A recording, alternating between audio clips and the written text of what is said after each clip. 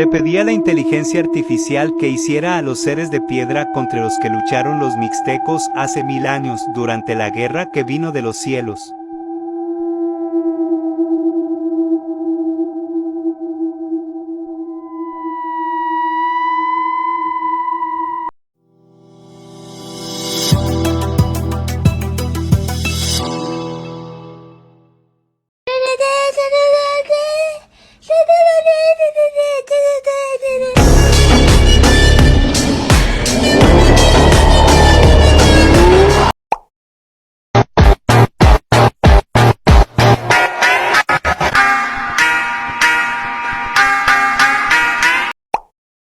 I asked the artificial intelligence to make Tlaloc eating pizza with Johnny Depp.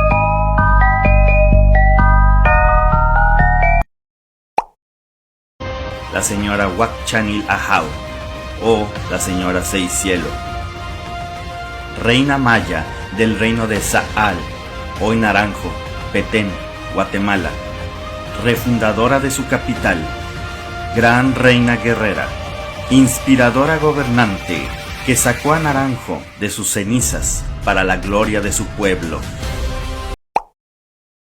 La obsidiana antes la sacaban de minas, por ejemplo Pachuca, pero hoy en día hay gente que se dedica a vender la piedra tal cual, venden unas piedras grandotas. Yo he visto la más grande, medio metro casi de altura, pero si te refieres a las antiguas, esas incluso... Usamos distintas variaciones que la inteligencia artificial produjo de miles de iteraciones utilizando los rasgos faciales del rostro del también llamado Dios del Fuego, así como de otras esculturas antiguas realizadas hace siglos por... O sea, la hija de tu hija no sería tu bisnieta. O entonces de los 4 abuelos que tienes solamente contaría 1 o 2. O abuelo y medio, no entiendo esa lógica. Recreamos el rostro del rey maya teotihuacano de Copán, Honduras.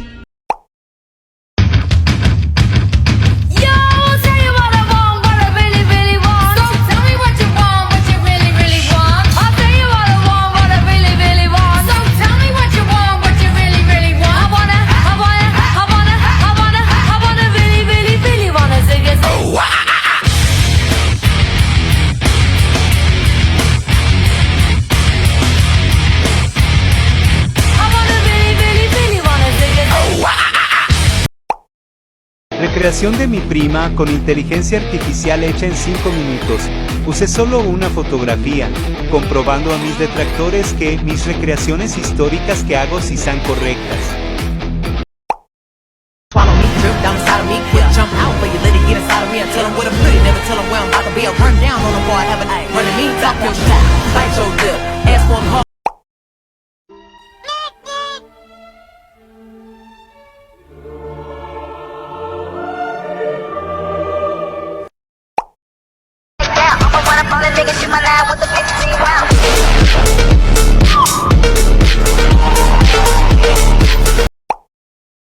Es muy triste que no se pueda encontrar información de las mujeres que gobernaron, mujeres indígenas. Todo se encuentra básicamente en información académica. Lo tienen súper celosamente guardado. Es muy difícil encontrar libros y los que hay, la verdad.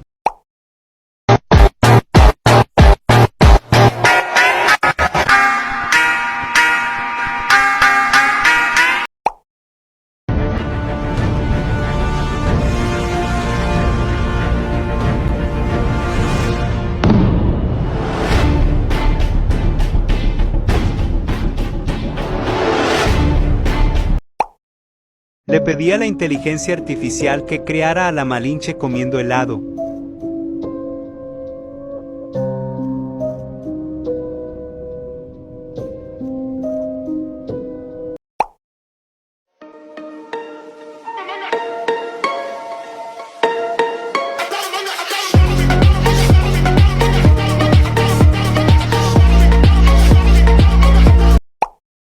El rostro y el cuerpo desnudo de esta estatuilla de barro es la que trajimos a la vida.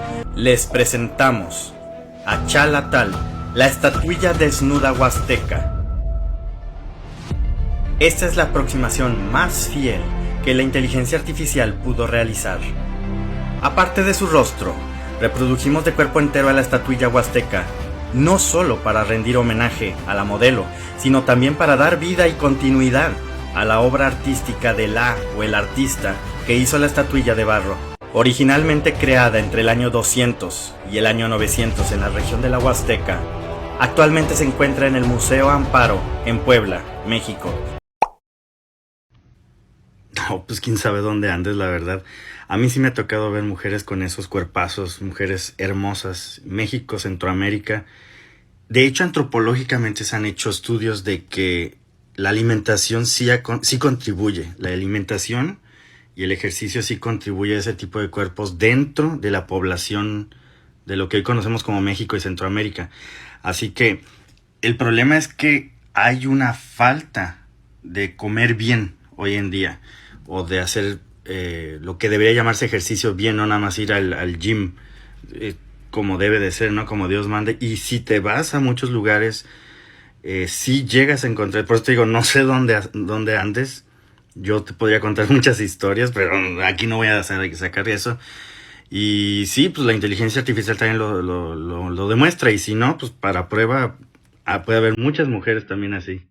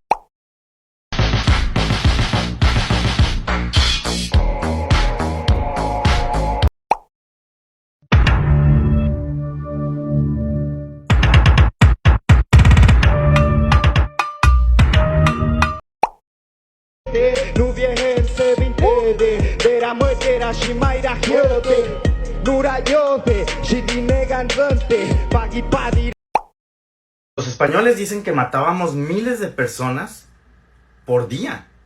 Eso lo dicen ellos, yo no lo digo. Entonces matemáticamente no checa. Algo que siempre dice Spock, ¿verdad? En Star Trek siempre dice, la matemática es infalible, dice Spock. Entonces cuando me dices de que mataban miles de personas por día, cada capital de Mesoamérica, o sea, de México, Guatemala, Belice, Honduras, El Salvador y Nicaragua, miles por día, cada ciudad, debió haber habido un despoblamiento, cosa que los españoles no reportan eso. Cuando llegan los españoles, los hispanos de hecho, les sorprendió que las ciudades de hecho eran muy numerosas. Eso fue algo que les sorprendió muchísimo, muchísimo. En el mercado de Tlatelolco se les hizo una cosa fascinante. Las ciudades mayas a lo largo de Yucatán y lo que ahora es Campeche, igual. El rey Purépecha, Sisispandácuare, llevó el bulto de piedra a la ciudad de Tzintzuntzan, la cual era la principal de las 3 capitales de la Triple Alianza Purépecha. La señora Cook.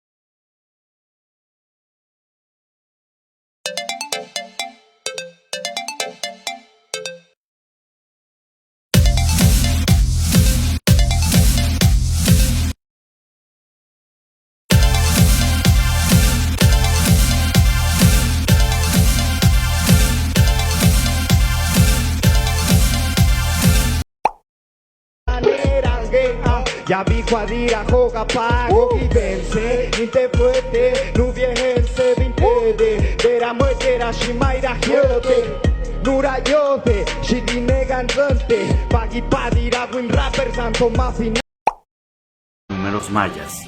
Por ejemplo, este es el número maya para 41.943 cuatrillones, 40.000 trillones. Cualquier número puede ser expresado en números mayas. El socialismo y el capitalismo fueron traídos a nuestro viejo mundo, desde Europa. Más de 5.000 años sin lucha de clases dan testimonio a eso. No eran nuestros. Los indígenas del México antiguo, o incluso de las Américas. No había socialismo, porque no había necesidad de socialismo. No había capitalismo, porque no había necesidad de capitalismo.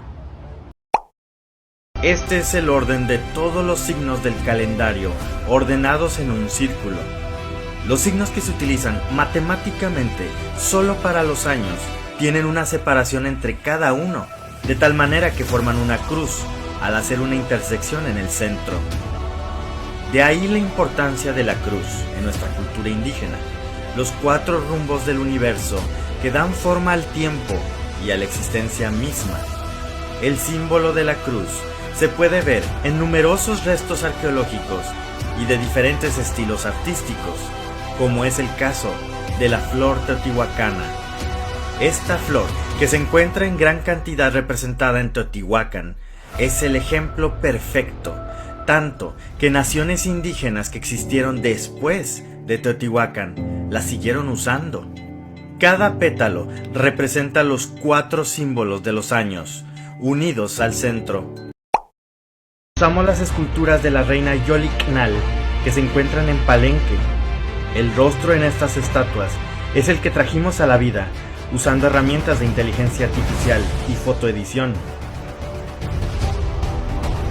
Y es así, con la tecnología de la inteligencia artificial, podemos ver finalmente cómo lucía en la vida real la reina maya Yoliknal de Palenque. Les presentamos a la reina Yoliknal, Ish Yoliknal Khul Ahau Bakal. Esta es la aproximación más fiel que la inteligencia artificial pudo realizar. De inmediato, resaltan características faciales muy típicas del estado de Chiapas. Le pusimos su vestimenta real y sus joyas de jade, como aparece en su retrato. Incluso le agregamos las incisiones en la piel que se hizo la reina Yoliknal a manera decorativa. Y tenemos a la reina como pudo haber lucido cuando vivió en el siglo VI. Casi no sobreviven imágenes de Kurikaweri, solamente esta estatua. Es así que con la tecnología de la inteligencia artificial pudimos recrear el rostro de Kurikaweri basándonos en esta escultura. Les presentamos a Kurikaweri. Esta es la aproximación más fiel que la inteligencia artificial pudo realizar de tan solo su rostro. De inmediato, resaltan características faciales muy típicas del estado de Michoacán. Pero a este rostro humano le agregamos las características que distinguen a Kurikaweri. Su cabello de flamas, sus ojos con forma de anteojos, sus dientes en forma de colmillos, y añadiéndole su indumentaria de fuego, tenemos al espíritu purépecha del fuego, del sol y de la guerra. A los Chacmol, los purépechas le llamaban Washanoti. Washanoti significa el que estaba sentado, y era el término que se le daba al mensajero del rey, del Calzonsi, que tenía que esperar sentado en el patio del palacio atento a cualquier mensaje que tuviese que mandar el gobernante. Así, el Chacmol es un mensajero entre planos existenciales. El Chacmol comunicaba el mundo terrenal, es decir, Echerendo, nuestro plano existencial, y el plano superior de lo espiritual, o sea, Awandaro. Pero el Chacmol, el Huashanoti es tan solo una estatua que representa la idea de la conexión que existe entre lo terrenal y lo divino a través del mensajero, es decir, de Venus. El planeta Venus, el lucero del amanecer. Les voy a mostrar cómo utilizo el font que yo creé, el tipo de letra que yo creé para poner lo que es el calendario maya. Es el font que yo hice. Este font no viene con Windows ni con Office, este yo lo hice. ¿Cuáles son los glifos de los números mayas? Tengo el 1, 2, 3, 4, 5. Ese es el 5. Entonces del 5 sigue el 6, ahí está el 6, 7. Y lo que voy haciendo es picarle a cada tecla. Es decir, si yo quiero el 8, borro. Quiero el 8, pico al 8. Si yo quiero el 9, pico al 9. Pero ¿qué sucede si yo quiero 10? Si yo quiero 10, normalmente con los números decimales, con el teclado que hoy en día existe, tendría que hacer eso. 1, 0. Porque 1, 0 da 10 en sistema decimal. Pero en el sistema maya, entonces tengo 9, sigue el 10 y solamente aprieto una sola tecla. Ahí está. Porque el 10 es un glifo de los toltecas, que dejaron una influencia tan importante y duradera, cuyo sistema sociopolítico y cultural fue emulado por Azcapotzalco y después por los mexicastecas. De hecho, los toltecas fueron tan respetados que al instaurar Xolotl, el imperio chichimeca, decretó que la gente tolteca fuese no solo respetada, sino incluso se instaba a actuar como ellos.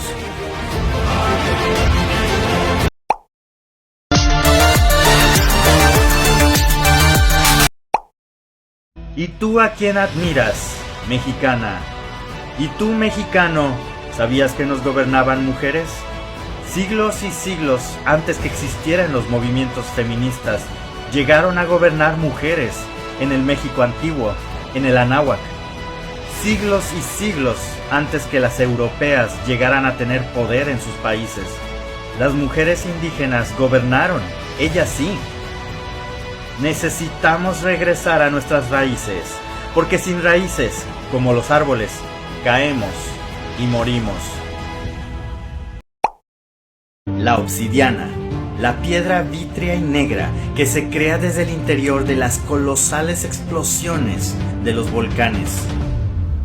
Debido al intenso calor en el que se crea la obsidiana, su aspecto es literal, un vidrio negro filoso y que por lo mismo fue usado para la creación de armas. Y de nuevo tenemos el vínculo entre el fuego y la guerra. Sin el fuego volcánico no existirían las armas de obsidiana. De hecho, el bulto sagrado de Curicahueri era un núcleo de obsidiana, una piedra grande y pesada que era envuelta con cuero de venado. Y así es como lucirían. A la llegada de los europeos al Anáhuac, al México antiguo y Centroamérica, los hispanos crearon un sistema de división y catalogación de personas, de acuerdo a quienes eran sus ancestros. Es decir, clasificar a la gente por razas. Esto no era algo anecdótico, sino que era esencial para el funcionamiento del gobierno y de la sociedad de los hispanos en el Anáhuac, lo que ellos nombraron el Virreinato de la Nueva España, entre otros territorios. Este racismo sistémico terminó a principios del siglo XX, pero la inercia colonialista hizo que esas ideas continuaran hasta el día de hoy, en parte porque los actuales gobiernos de México y Centroamérica siguen operando bajo los parámetros coloniales. Dichos gobiernos, sean de izquierda o de derecha, forzan la idea de un mestizaje racial y cultural. Culturalmente es imposible hablar de un mestizaje, en especial cuando todo gira alrededor de las ideas occidentales, como las leyes o los sistemas económicos, políticos y sociales. De acuerdo a los españoles, si un hijo tuviera un padre europeo y otro indígena del Anáhuac, entonces ese hijo sería mestizo. Para los españoles, ese mestizo tendría menos derecho que los blancos, pero tendría más derecho que los indígenas o que los negros. Y por lo mismo, mucha gente todavía hoy en día en México y Centroamérica reniega de su lado indígena, por mucho o poco que tenga. E incluso argumentan que ellos son mestizos solamente porque no parecen indígenas. Pero ¿quién dice cómo deben ser los indígenas? Eso es fácil. Sobreviven estatuas y monumentos con los rostros indígenas, y los cuales, por cierto, hemos reproducido con inteligencia artificial en otros videos. Lo que este experimento nos muestra es que los rostros de estos hijos imaginarios, obviamente, del rey maya Pacal y de la reina española Leticia, en nada se parecerían a la gran mayoría de los mexicanos. Esos rostros no reflejan más que un tenue y lejano eco de las facciones de los rostros de la mayoría de los mexicanos y centroamericanos. Los mexicanos y centroamericanos tenemos razones para sentirnos orgullosos de nuestras raíces indígenas, y no solo de nuestras raíces hispanas. Y si tú, mexicano, si tú, centroamericano, llegas a tener ambas raíces, ambos ancestros, eso no invalida el que tú seas un digno heredero de las tradiciones milenarias de los indígenas de la náhuatl. Eso no debe eclipsar a lo indígena, más al contrario, esto nos da razones para regresar a nuestras raíces, porque sin raíces, como los árboles, caemos y morimos. Esta ceremonia era el momento cumbre en que la cruz, la flor de 4 pétalos, manifestaba su importancia matemático-sagrada. Por eso vemos este símbolo en las vestimentas y rostros de los sacerdotes, así como en el templo en donde se hacía. La religión era la ciencia, se adoraban las fuerzas de la naturaleza, y los algoritmos eran los rezos que daban forma al universo.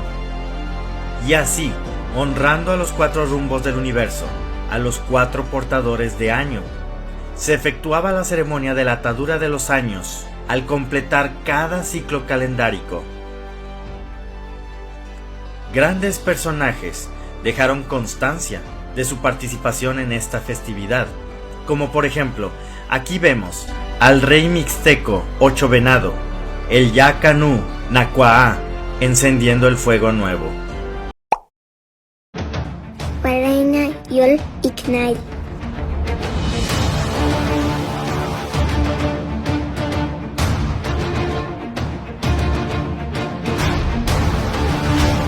La reina Ixtaxilotzi.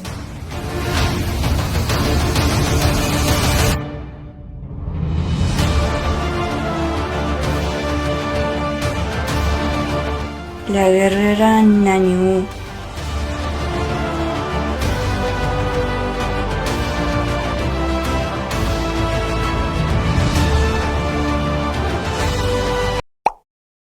Incorrectamente conocido como un dios purépecha, Curicahueri, para los purépechas, que habitaban en lo que hoy son los estados de Michoacán, Colima, Jalisco y Guanajuato. Curicahueri era el espíritu, la energía viviente, era la fuerza de la naturaleza, del fuego, del sol, de la guerra y del gobierno. Curicahueri era la fuerza masculina del universo, la parte feroz y candente de toda la existencia que coexiste en armonía con su contraparte, Cuerahuaperi, la luna, la tierra la que fecunda, la naturaleza, lo femenino. Y en la estatua de Cahuil Ek se puede ver que ella está parada encima de prisioneros de guerra. Esto porque en el México antiguo y en todo Mesoamérica, el anáhuac, las guerras de nuestros ancestros indígenas no tenían por objetivo matar a sus oponentes en batalla, sino capturarlos. Con esto, la reina Cahuil Ek nos demuestra que ella era hábil en el campo de batalla, una digna soldado del ejército que ella lideraba, y que recordemos, ella combatió contra otros grandes soldados y guerreros. La reina Cahuil Ek, o también llamada Cahuil Ahau, quiso aparecer en su retrato usando los elementos completos de reina y gobernante de Cobá. Pero incluso fue más allá y recreé a la Virgen de Guadalupe de cuerpo entero y moviéndose. Y es así como debió haber lucido, es así como debió haberla visto Juan Diego Cuauhtlatoatzin en esas enigmáticas apariciones que ocurrieron, según el relato, en el Cerro del Tepeyac. Esta recreación es lo más fidedigno y realista de cómo debió haber lucido la Virgen de Guadalupe. Y lo logré con ayuda de la tecnología de la inteligencia artificial, con herramientas de videoedición y utilizando la controversial y polémica tecnología Deepfake. La tecnología Deepfake es lo más reciente y es muy temida debido a que con ella es posible recrear videos comprometedores de cualquier persona haciendo cualquier cosa imaginable. En muchos países la tecnología Deepfake ha sido restringida e incluso prohibida por el peligro que representa, pero en este caso la utilizamos para el bien, poniendo la tecnología al servicio de la historia mexicana y con fines artísticos para mostrar así, de cuerpo entero y moviéndose, el cómo debió haber lucido la Virgen del Tepeyac, la Virgen de Guadalupe, también conocida como Tonantzin. Pero llevé esto más allá. Fue tan grande el peso y la importancia de los purépechas y su lengua que incluso todavía hoy llamamos a nuestras ciudades e incluso a nuestros estados con nombres en idioma purépecha. Ciudades como Pátzcuaro o Zitácuaro en Michoacán, Acámbaro o Chupícuaro en Guanajuato, e incluso el nombre del estado de Querétaro. Todos estos son legados que tenemos de nuestros ancestros indígenas purépechas, legados que muchos incluso los seguimos usando, pero como nuestros nombres, como Heréndira, Itziri, Ireri, Yatziri, entre otros, o los usamos en la vida diaria, como la palabra guarura, de origen purépecha, entre otras. Varena Ishti.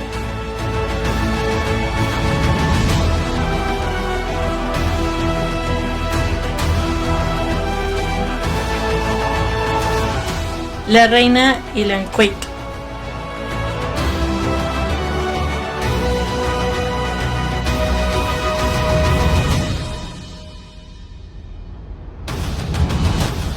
La reina Katun Ahau.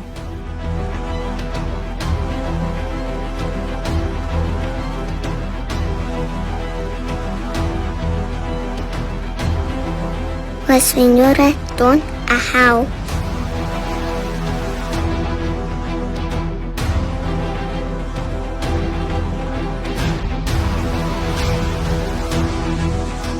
La reina Huachanil Ahau.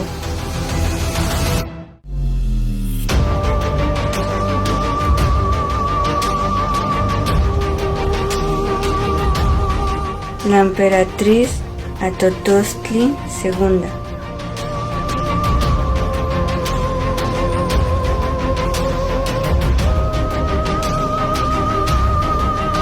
La señora Cook.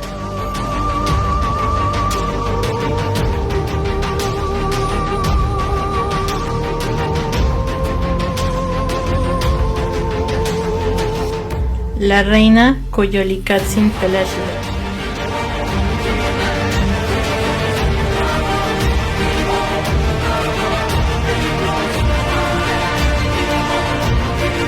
La emperatriz Xiutzalcin.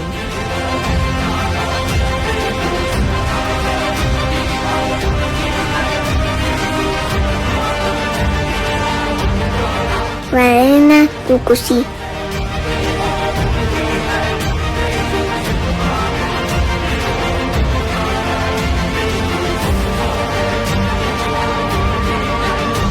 La princesa Atotostli.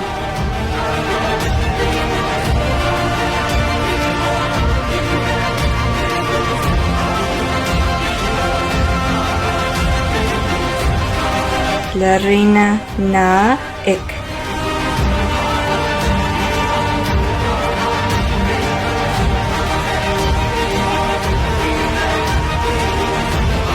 La reina Nasak.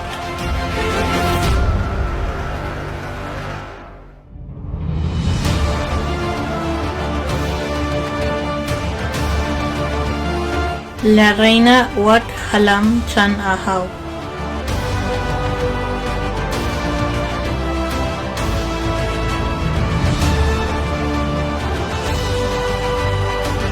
Varena Kawil Ek.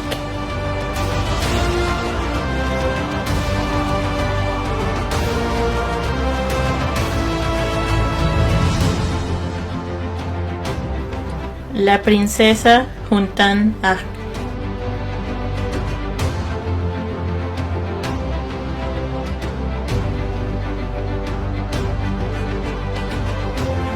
Bacarera Yusa.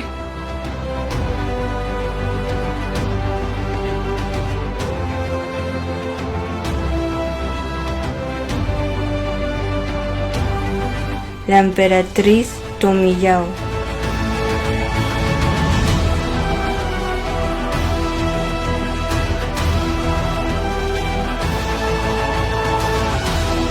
Varena Ñuñu.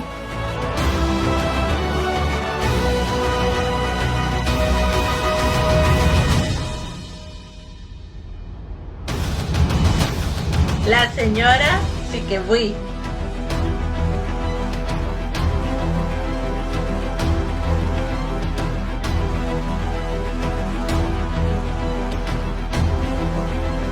Varena Tabel.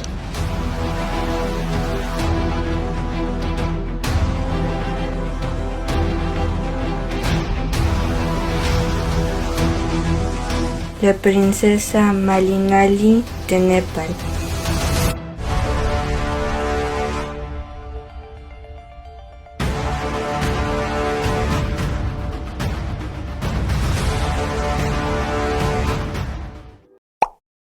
Las fechas matemáticos sagradas de los mexicas aztecas embonan con la aparición de esta entidad. Y justo en el Tepeyac, justo ahí se apareció, el lugar conocido por su vínculo con Tonantzin-Coatlicue. No por nada había mucha desconfianza por parte de los españoles. Sabemos que esa entidad a muchos españoles no les era de su agrado, e incluso años después llegaron a advertir en conferencias importantes que ellos no estaban seguros de qué entidad se trataba. Uno de los detalles del relato de la aparición a Juan Diego, de esta hermosa e imponente mujer, como es descrita en las crónicas, era que le decía que nosotros, los habitantes de la Anáhuac, de Mesoamérica, éramos sus hijitos, sus hijos.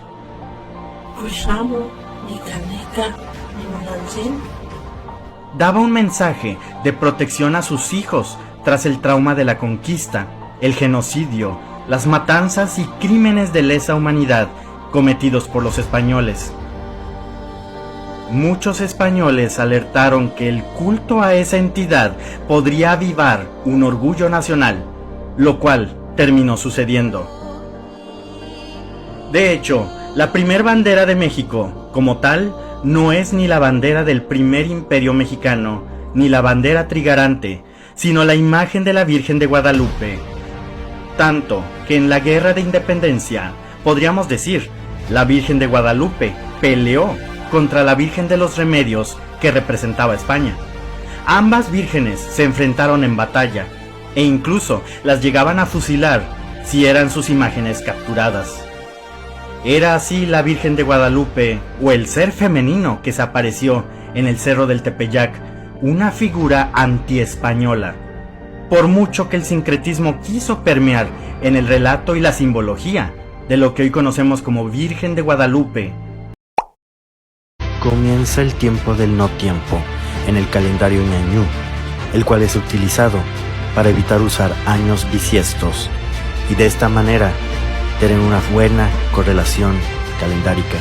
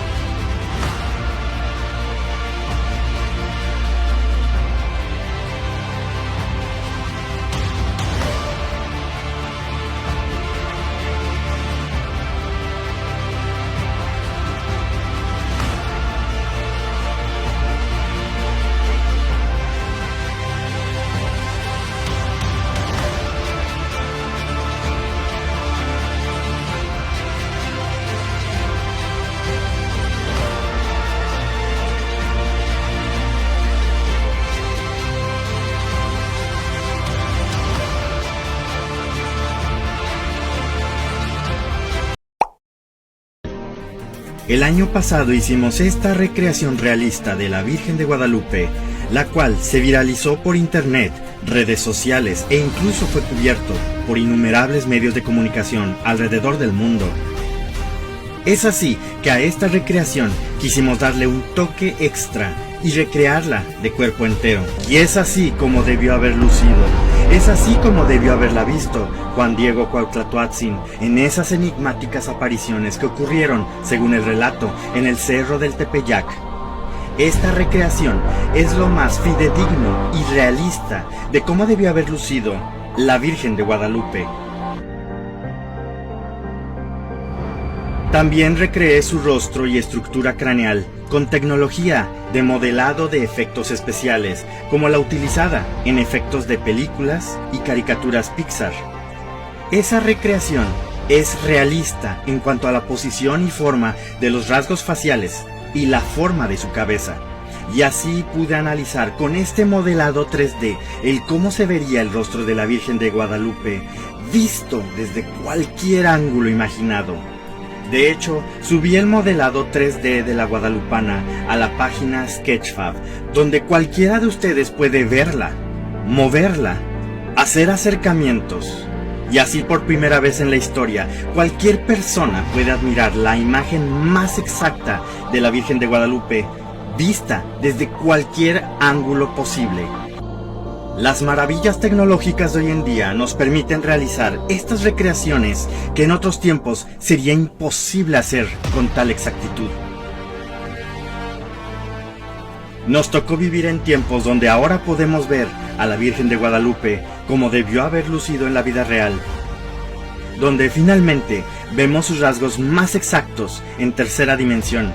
Y obviamente, como en el caso de nuestra imagen que se viralizó, podemos ver cómo debió haber lucido el rostro de la Virgen de Guadalupe.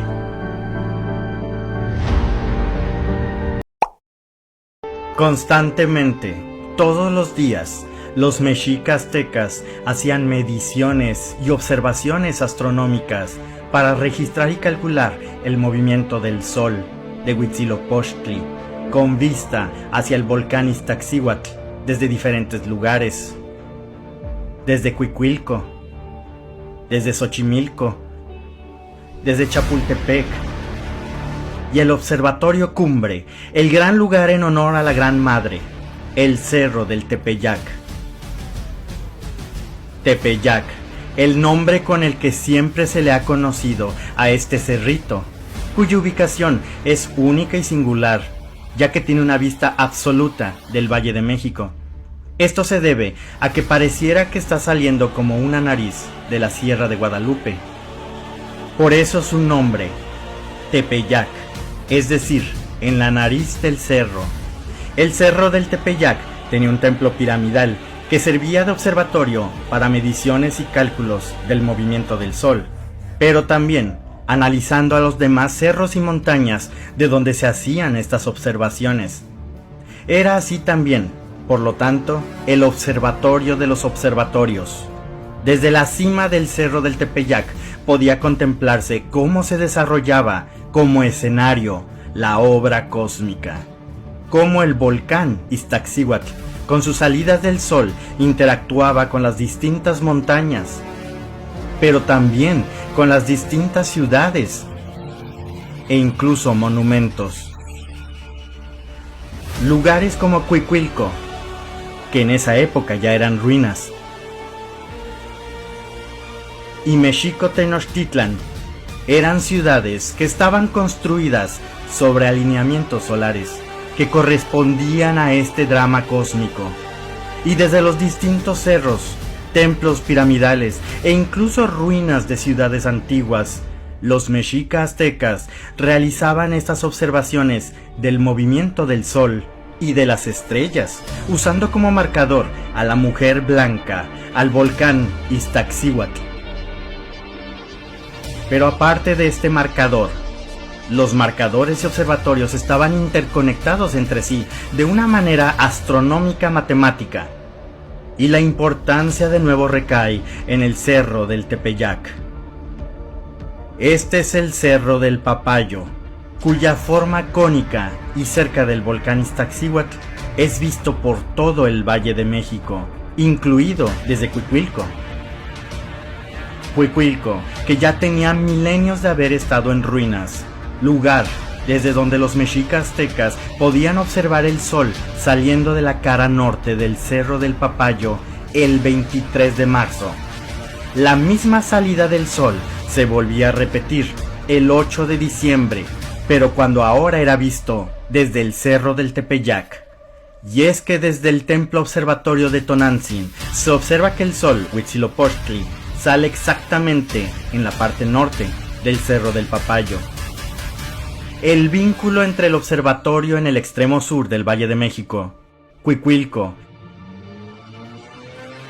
y el observatorio en el extremo norte del mismo valle, el Cerro del Tepeyac, es un ángulo de separación donde el sol señala los extremos del Valle de México.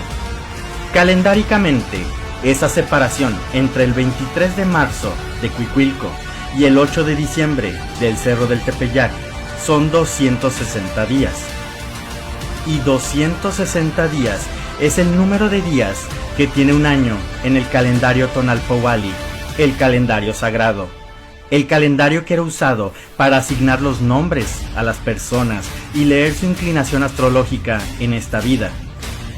260, por lo tanto un número importante matemático, astronómico y calendárico.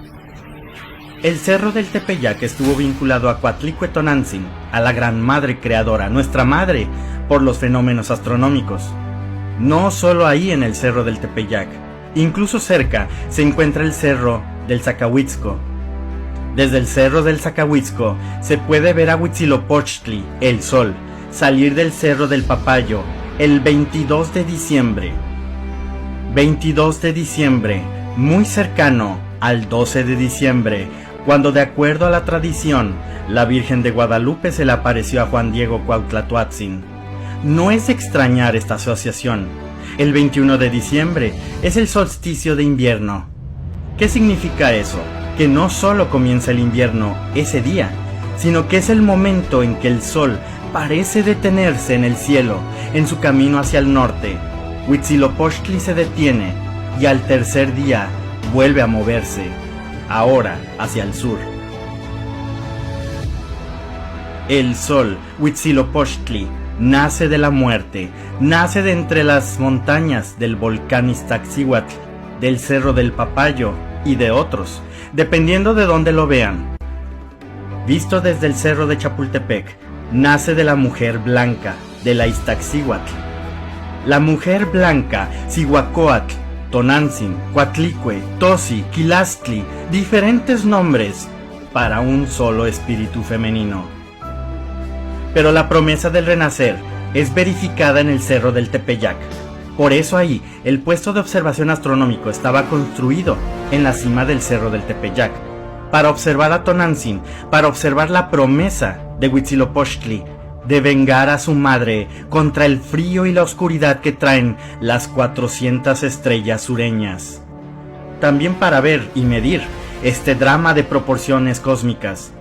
Era necesario, por lo tanto, construir dicho observatorio astronómico, lo que nosotros en el siglo XXI llamaríamos una pirámide, lo que para los hispanos durante la época de la conquista llamaban un templo para adorar a una diosa. Ese observatorio fue destruido por los hispanos por miedo a lo que ellos llamaban el demonio, influenciado por sus creencias sanguinarias que traían desde Europa, desde nuestro nuevo mundo. Y de sus ruinas edificó una iglesia en el mismo lugar. Aquí, en nuestro viejo mundo, es común observar que iglesias fueron construidas exactamente en el mismo lugar de observatorios y templos indígenas. A pesar de la destrucción, perduró la historia de Tonantzin. To-nan-zin. To, nuestra. Nan, que viene de la palabra Nantli, madre. Zin, reverenciada. Tonantzin se traduce como nuestra madrecita o nuestra madre reverenciada. Según la tradición, Una entidad femenina se le apareció a Juan Diego Cuauhtlatoatzin en el Cerro del Tepeyac. Este ser se apareció el 12 de diciembre de 1531, de acuerdo al calendario juliano, que era el calendario que se usaba en aquel entonces. Haciendo la conversión al calendario que usamos en la actualidad, es decir, el calendario gregoriano, veríamos que la entidad femenina no se apareció el 12 de diciembre, sino el 22 de diciembre. 22 de diciembre, fecha pegada al solsticio de invierno, fecha del nacimiento de Huitzilopochtli, del sol, fecha en que desde las cercanías del Cerro del Tepeyac se puede observar al sol saliendo del Cerro del Papayo. ¿Qué vio Juan Diego Cuauhtlatoatzin, oriundo de Cuautitlán? Ballena, cabal, shock.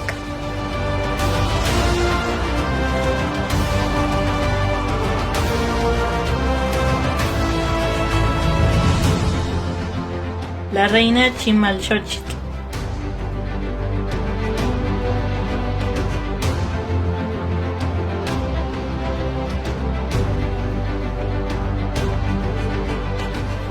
La reina Sac-Cook.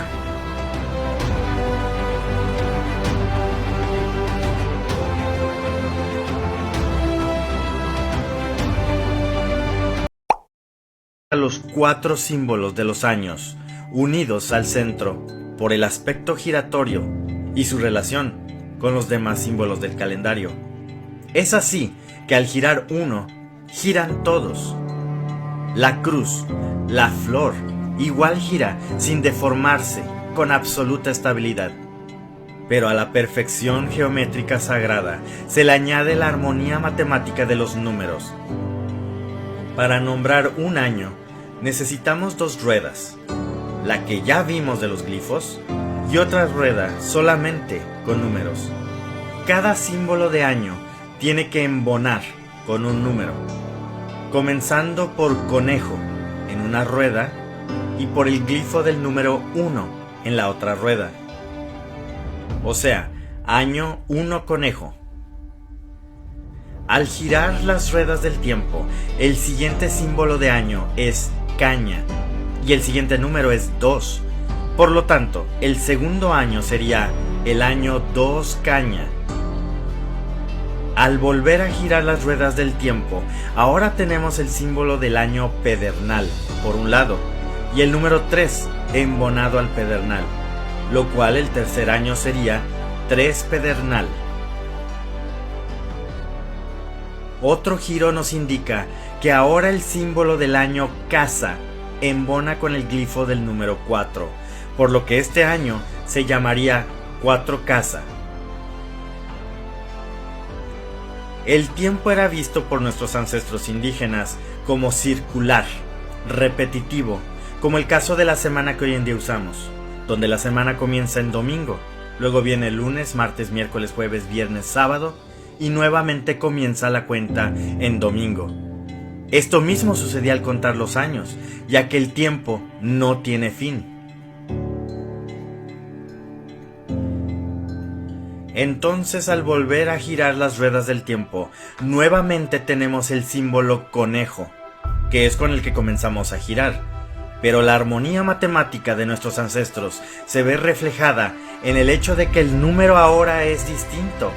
Ahora conejo embona con el número 5, por lo que el año se llamaría 5 conejo. Así se van nombrando y contando los años hasta el infinito, pero de manera cíclica. Es decir, ambas ruedas van a volver a embonar, como lo hicieron al principio. Diríamos que van a resetearse y volver a comenzar una nueva cuenta en 1 conejo.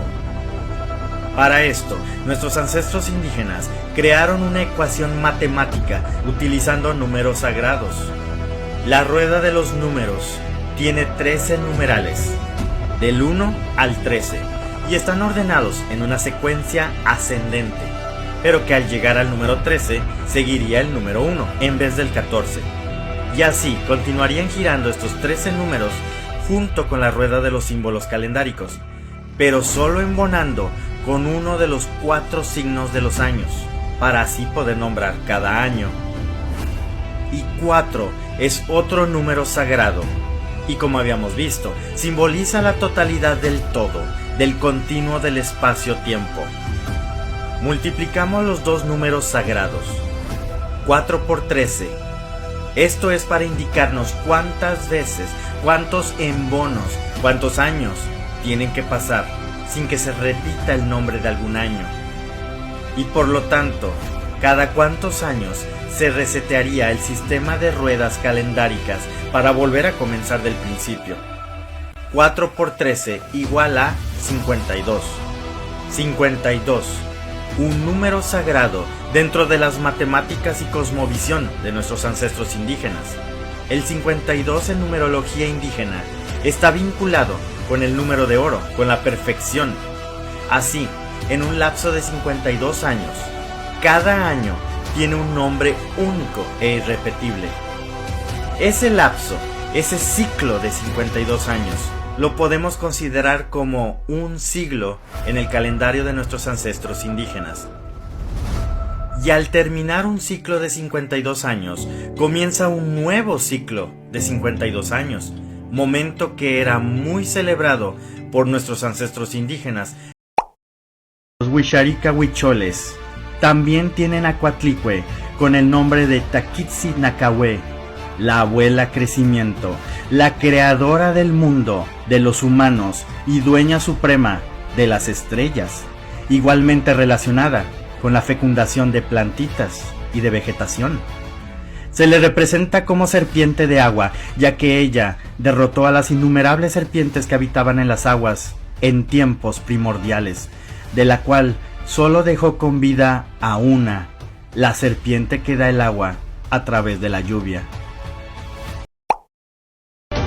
Varana Ishti.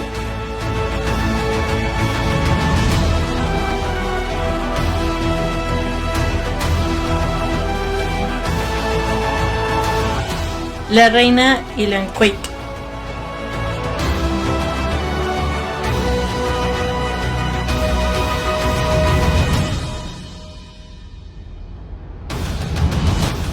La reina Katun Ahau.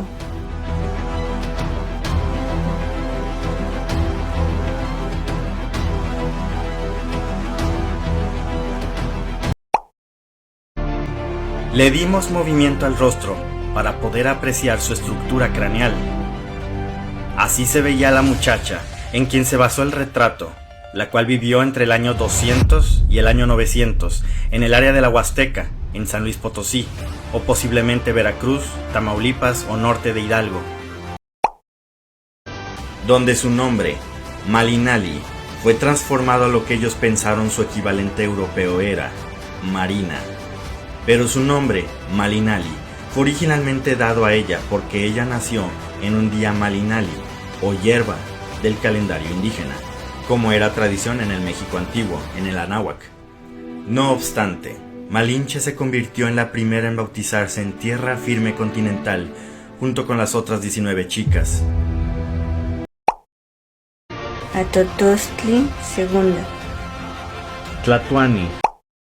Y siendo el estudio de rostros una de mis obsesiones, decidí indagar si fuera posible extraer del extraño rostro de la Coatlicue datos para poder armar un rostro humano. Y es que siempre, desde niño, cuando iba a ver a la Coatlicue al Museo Nacional de Antropología, me llamaba mucho la atención la forma del rostro.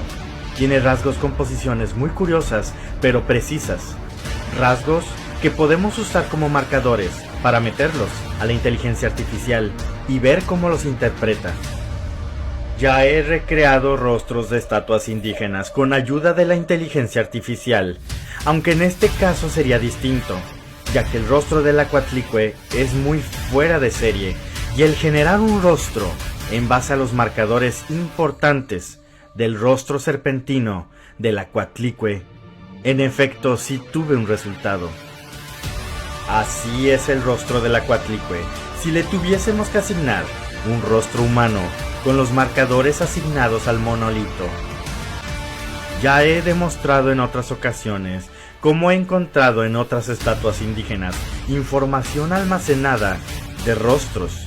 Y vimos, tal vez forzando, pero logramos obtener este rostro misterioso.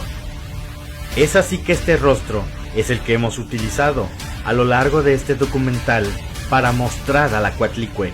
Así que decidí ver si es posible encontrar algún tipo de información escondida en la estatua.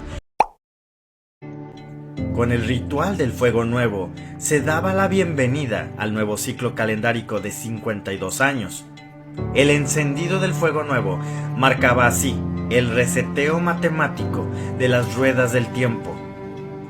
La ceremonia debió haber variado tan solo un poco de región en región, pero en sí, el Fuego Nuevo era celebrado por todas las naciones indígenas de lo que hoy es México y Centroamérica. El encendido del Fuego Nuevo marcaba así la atadura de los años. Se ataban los 52 años que habían transcurrido, y así el fuego hacía renacer nuevamente el tiempo. Esta ceremonia era el momento cumbre en que la cruz, la flor de 4 pétalos, manifestaba su importancia matemático sagrada. Por eso vemos este símbolo en las vestimentas y rostros de los sacerdotes, así como en el templo en donde se hacía. Sobre su nombre mismo, Curicahueri, se ha dicho que puede significar gran fuego, el que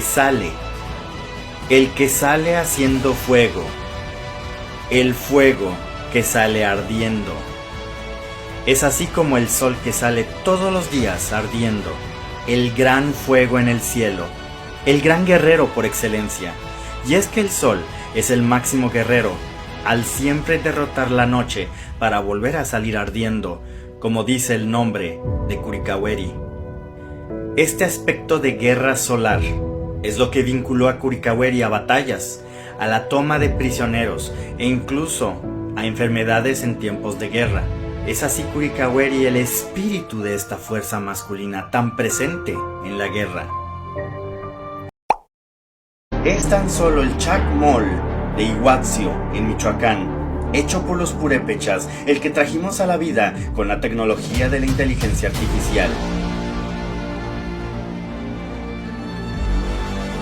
Y así es como se vería en la vida real el rostro en quien se basó el Chacmol de Iguazio. Los rasgos faciales de este Chacmol fueron interpretados por la inteligencia artificial para recrear el rostro de manera realista. Así pudo verse la persona en quien los escultores purépechas se basaron para esculpir el Chacmol de Iguazio. Iguazio era una de las 3 ciudades capitales purépechas de la Triple Alianza Purépecha, hoy conocido como Imperio Purépecha, y es ahí donde se encontró este Chacmol. Las personas que habitaron en el noreste de México y sur de Texas. Estas son las aproximaciones más fieles que la inteligencia artificial pudo realizar.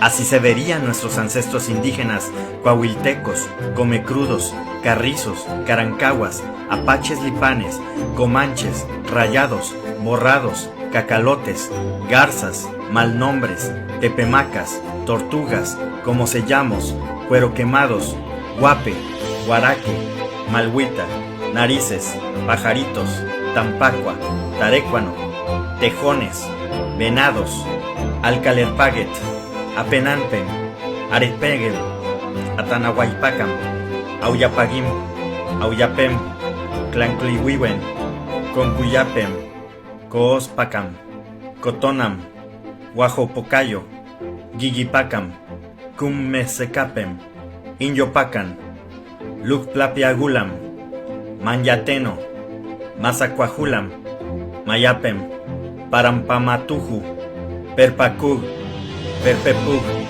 peuhuetam, zamacualapem, saulapagem, segujulapem, segudmapacam, sepimpacam, sicujulampaget, tenicapem, tugumlepem, humalayapem y uscapem. ¿Qué significa eso?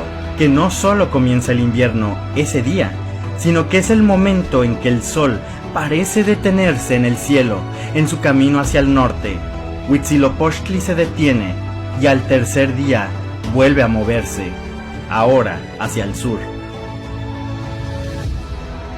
El sol, Huitzilopochtli, nace de la muerte, nace de entre las montañas del volcán Iztaccíhuatl, del Cerro del Papayo y de otros, dependiendo de dónde lo vean. Visto desde el cerro de Chapultepec, nace de la mujer blanca, de la Iztaccíhuatl. La mujer blanca, Cihuacóatl, Tonantzin, Coatlicue, Tosi, Quilastli, diferentes nombres para un solo espíritu femenino. Pero la promesa del renacer es verificada en el Cerro del Tepeyac.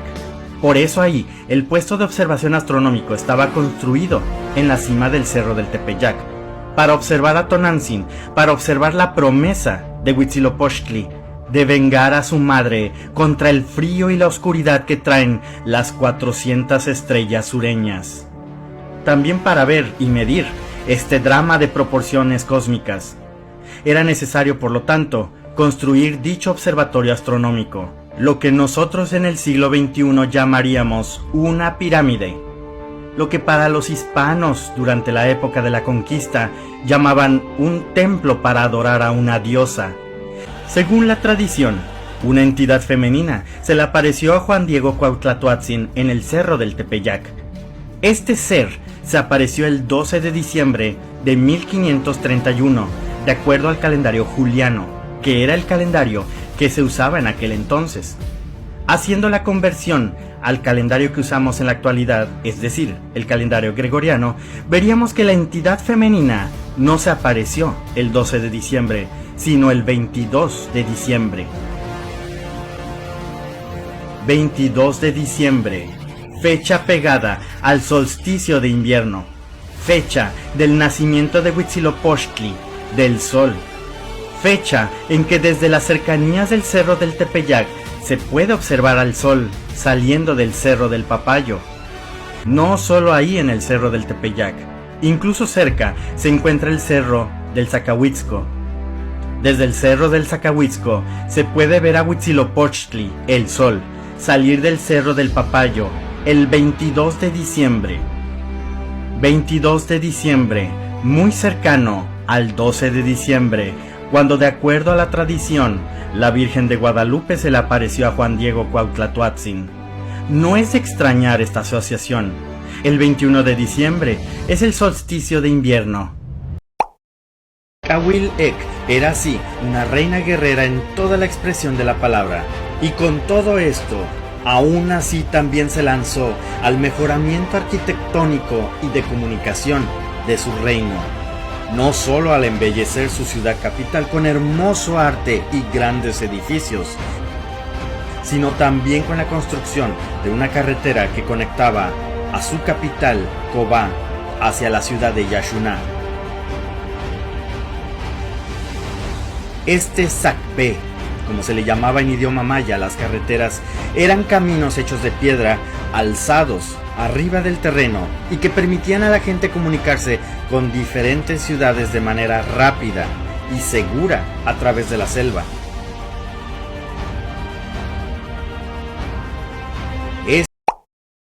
Coatlicue barría ritualísticamente, pero un día, mientras barría, encontró una bolita de plumas.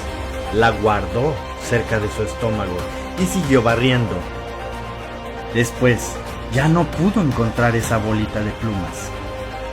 Y se percató de que estaba embarazada con su bebé, Huitzilopochtli. Coatlicue tenía muchísimos hijos e hijas, los cuales eran las estrellas del cielo. De todos ellos, de todas esas estrellas, una facción de sus hijos se enojaron con su madre. Pensaban que tal embarazo era una afrenta. Esas estrellas eran los Censohuitznahua, es decir, los 400 sureños, o las 400 estrellas del sur, liderados por su hermana mayor, Coyolxauhqui, la luna. Planearon en asesinar a su propia madre por tal afrenta. veían ese embarazo como algo vergonzoso. Coatlicue, estando embarazada de Huitzilopochtli, vivía en el mítico lugar de Coatepec, es decir, el Cerro de la Serpiente. Coatlicue, allá arriba en Coatepec, ignoraba que los 400 sureños y Coyolxauhqui se alistaban para subir la montaña y asesinar a su propia madre.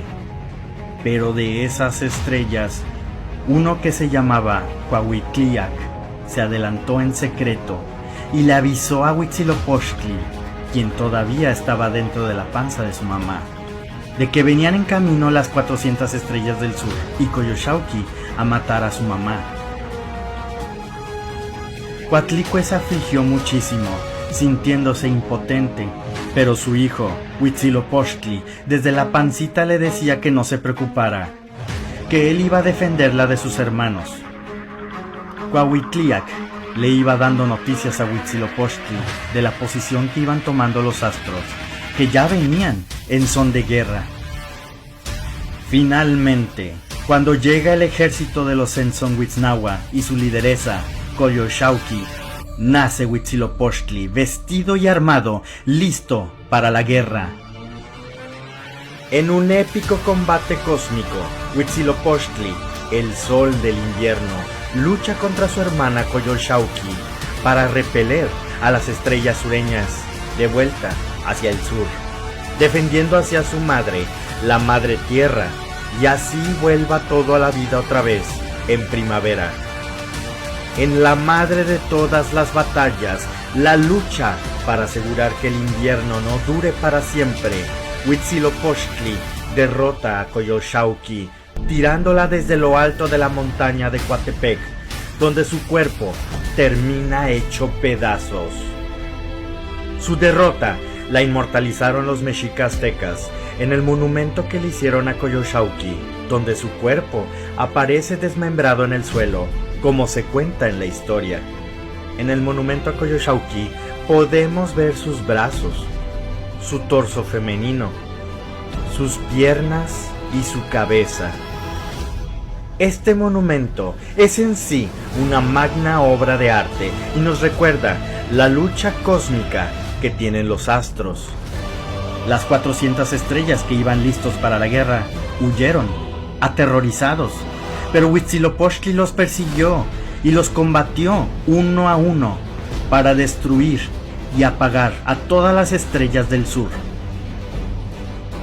Esta historia tiene su forma astronómica en el solsticio de invierno, cuando exactamente del estómago del volcán Iztaccíhuatl, otro de los nombres de Coatlicue, nace el sol en su punto más al sur, y al salir, su gran luz derrota a las estrellas, apagándolas, convirtiéndose así el sol, Huitzilopochtli, en el más grande guerrero del firmamento y defensor de su madre, la Madre Tierra, en su tambaleo que tiene en su propio eje y que provoca los solsticios y los equinoccios. A pesar del invierno oscuro y amenazante y que los días se acortan, siempre va a estar el sol defendiendo a la Madre Tierra, señal de que regresará la vida, de que regresará la primavera.